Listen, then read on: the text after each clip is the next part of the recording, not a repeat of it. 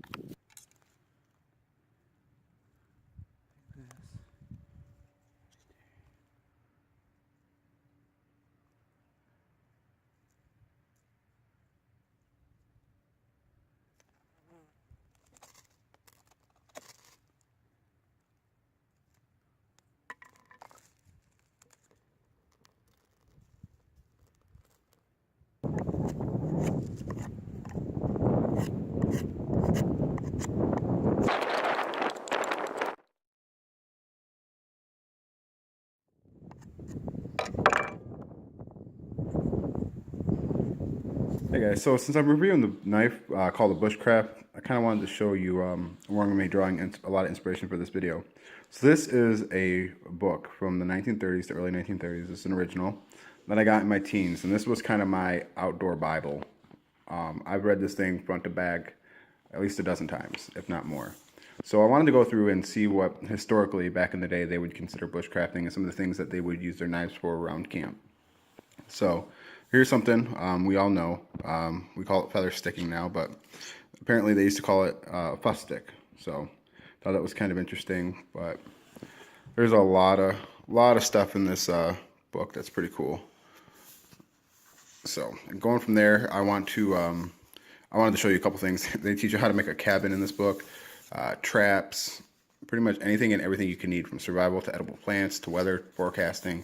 This book's got a lot of it. So a lot of old knowledge in here. Some of it's dated, but a lot of it's still applicable. Here's another thing I'm going to do.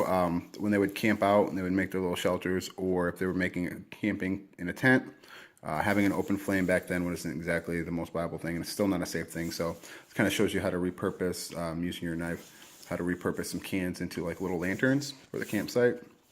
But that's kind of a start. It really does go over a lot of stuff in here. Thought it was pretty cool. Things you can do, recipes, how to make an old-fashioned fridge using a creek and an old barrel. So yeah, there's a lot of cool stuff in here. I'm gonna actually make a video on this book later in the future, but I just wanted to, here's your old historical campsite, at least circa 1930s, 1920s. So yeah, anyways, I'll be making a video on this book eventually and some of the cool things that it goes over, but I just figured I would use this as my inspiration for this video. So I'm going to take some stuff out of here, try to translate it to the YouTube screen. Here we go, guys.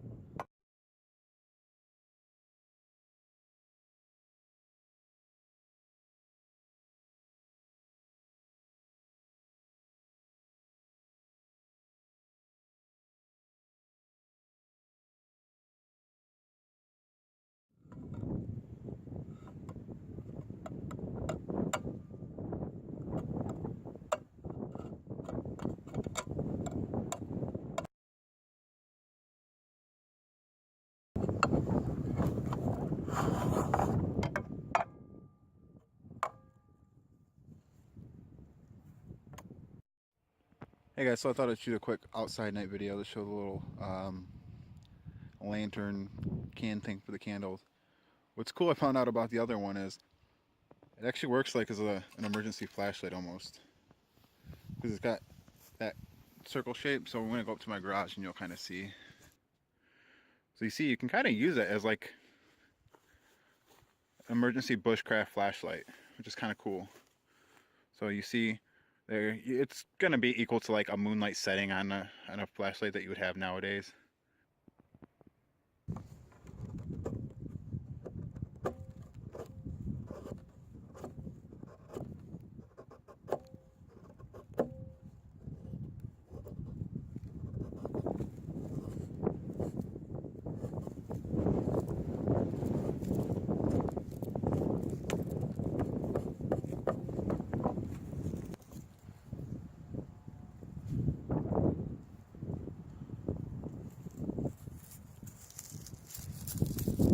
The next thing I'm going to make is something we're all familiar with in bushcrafting videos, and that is making tent stakes.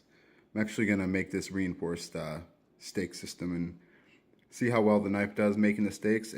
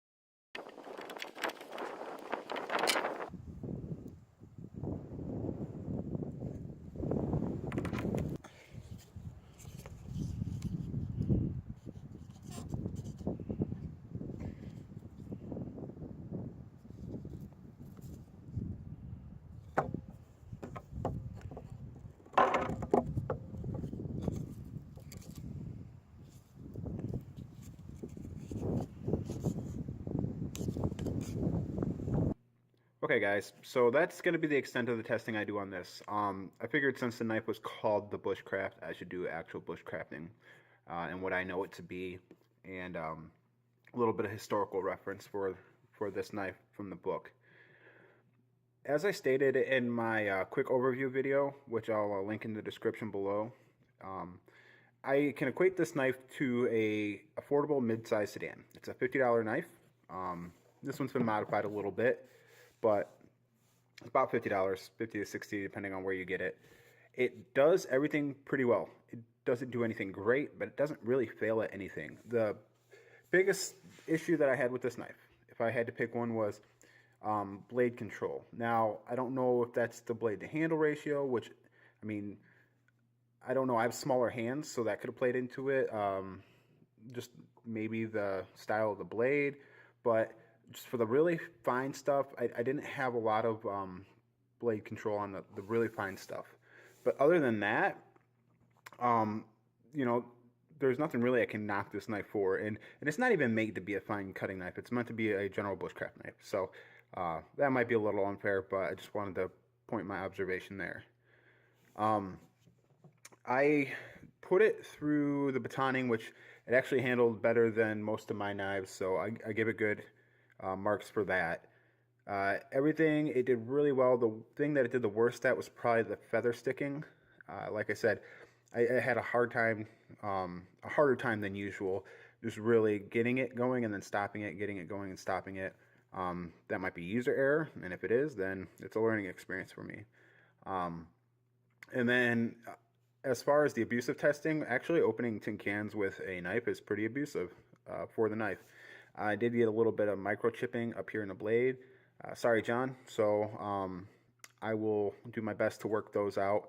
I'm not an expert at sharpening by any means, but I have been practicing quite a bit. So I'll give it my best effort. So when you get this back, the blade is as in good a condition as I can get it. But would I purchase this knife? Yeah, I would. I would put it into my collection if I didn't have a bushcraft knife. I went and got a custom one made, so that's my primary bushcraft knife right now. But honestly, I actually was looking at Condor prior to ordering the custom. The custom just kind of came about through a conversation with the maker. But Condor was really on my radar prior to receiving this knife, and I'm actually still looking at Condor for some things such as a hatchet. So that might come up in the future. We'll see. Got a few other things I want to get into the rotation first. But yeah, I like the knife. I think it would be a suitable knife for anybody to get it. I stated in my quick overview video that I think this knife would be complemented really well by a companion knife, something to handle the smaller tasks. You can do a more companion. The JX6 from Bark River, it would be really good with it. I would love to pair these two knives together. If I was going out in the woods, I think that would get me through anything.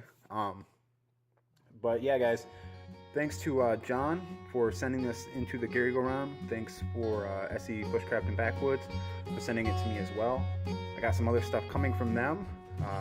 Here in the next couple weeks, I'll be purchasing a knife as well. So stay tuned, guys. Thanks for watching, and we'll see you all soon.